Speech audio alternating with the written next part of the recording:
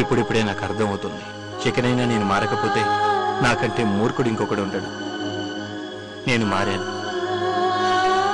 నన్ను నమ్మండి ప్లీజ్. దయచేసి నన్ను క్షమించండి అత్తయ్య, క్షమించండి.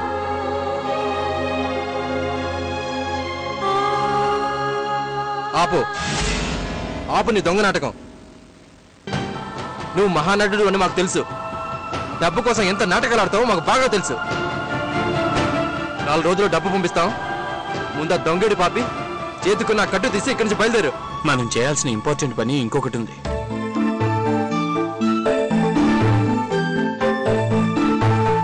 అత్తయ్య, శుభ కోసమని నేను వాళ్ళ ఇంటికి వెళ్ళినప్పుడు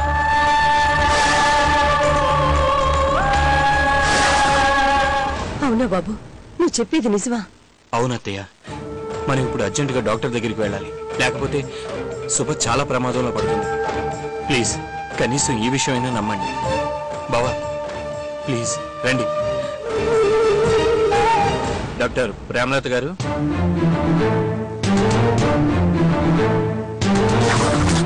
కడుపులో ఉన్నది ఆడో మగో చెప్పటమే నేరమంటారే, అలాంటిది కడుపులో ఉన్న బిడ్డని కడుపులోనే చంపటం నీకు నేరం అనిపించటం లేదా? జీవితంలో ఏ ఆడదానికైనా తల్లి అవడం అనేది ఒక వరం. మాతృత్వం కోసం ఒక ఆడది ఎంతగానో తప్పిస్తుంది. అలాంటిది ఆ తల్లికి తెలియకుండా కడుపులో బిడ్డను చంపుతున్నప్పుడు ఒక ఆడదానిగా నువ్వు చేస్తున్నది తప్పని గాని పాపమని గాని అనిపించలేదా? ఎంత చదువుకున్నా కనీసం మానవత్వం లేకపోతే ఎలా అమ్మా? ఈ చదువు, ఈ ఉద్యోగం అన్నీ మీరు పెట్టిన భిక్షమ్మా.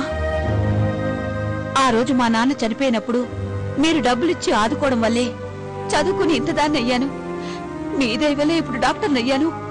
ఇంత తెలిసిందానివి, ఇంత కృతజ్ఞత ఉన్నదానివి, డబ్బు కోసం ఈ పాపం పని చేసేటప్పుడు శుభ నా కోడలని నీ గుర్తుకు రాలేదమ్మా? గుర్తుంది కాబట్టి ఈ పనికి నేను ఒప్పుకున్నానమ్మా. అంటే తెలిసే కావాలని చేసావా? చూడండి, మీరనుకున్నట్టు, మీరు భయపడ్డట్టు శుభ కడుపులో ఉన్న బిడ్డకి ఏం కాలేదు. ఇద్దరు క్షేమంగానే ఉన్నారు.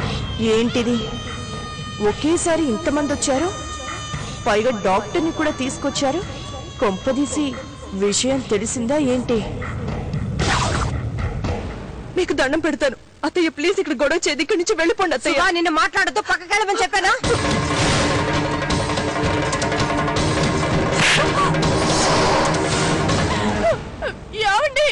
చూసారా?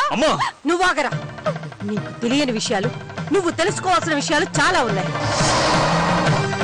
ఎన్ని రోజులు దీనికి బుద్ధేలా చెప్పాలా అని ఆలోచిస్తూ వచ్చాను.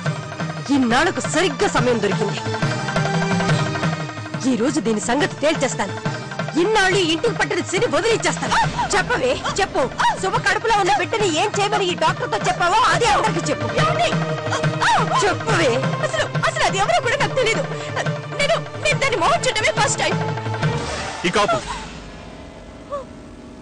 వెళ్ళు, బయటికెళ్ళు. ఆడదానివని వదిలేస్తున్నాను. ఇంకా ఇక్కడే ఉన్నావంటే నేనేం చేస్తానో నాకే తెలీదు. ముందు మర్యాదగా బయటకెళ్ళు. ఇంకా అలా నిలబడతావేంటి? బయటికి పో. పొమ్మంటున్న సిగ్గు లేకుండా ఉంటావేంటి? పోవే.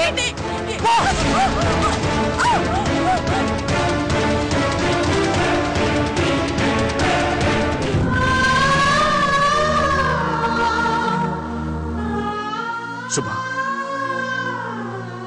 నేను తప్పు చేశాను. అది చెప్పిన మాటలు నిజమని నమ్మి చాలా పెద్ద తప్పు చేశాను.